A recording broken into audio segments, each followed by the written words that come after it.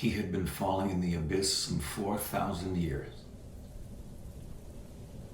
Never had he yet managed to grasp a peak, nor lift even once his towering forehead.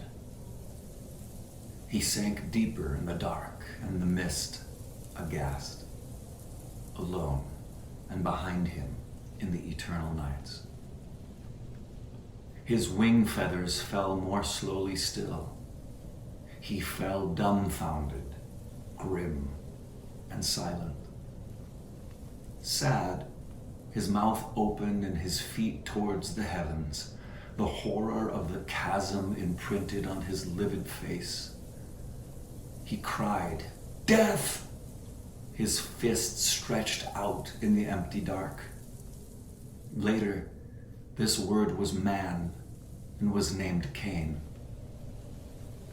He was falling. A rock struck his hand quite suddenly. He held onto it as a dead man holds on to his tomb and stopped. Someone from on high cried out to him, "Fall. The suns will go out around you, accursed." And the voice was lost in the immensity of horror. And pale, he looked toward the eternal dawn. The suns were far off, but shone still. Satan raised his head and spoke, his arms in the air. "You lie!" This word was later the soul of Judas. Like the gods of bronze erect upon their pilasters, he waited 1,000 years, eyes fixed upon the stars. The suns were far off, but were still shining. The thunder then rumbled in the skies, unhearing, cold. Satan laughed and spat towards the thunder. Filled by the visionary shadow, the immensity shivered. This spitting out was later Barabbas.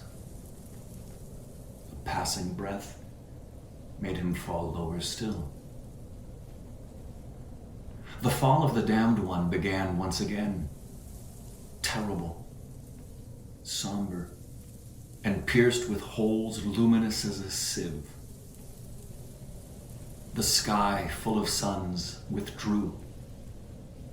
Brightness trembled, and in the night, the great fallen one, naked, sinister, and pulled by the weight of his crime, fell.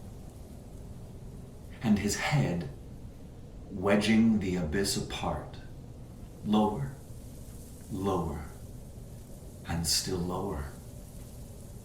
Everything presently fled from him. No obstacle to seize in passing, no mountain, no crumbling rock, no stone, nothing. Shadow.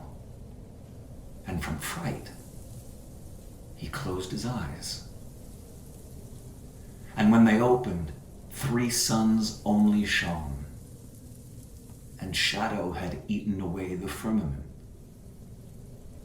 All the other suns had perished.